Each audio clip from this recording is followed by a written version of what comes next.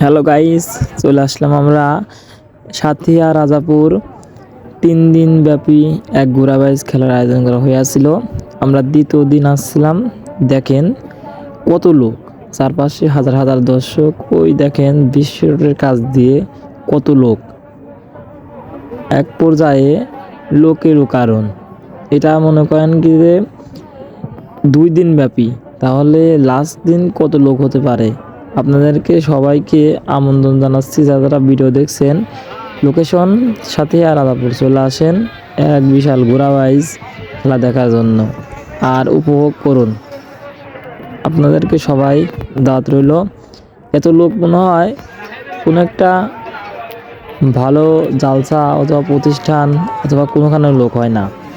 আর এত লোক হচ্ছে কেউ ধারণার বাইরে।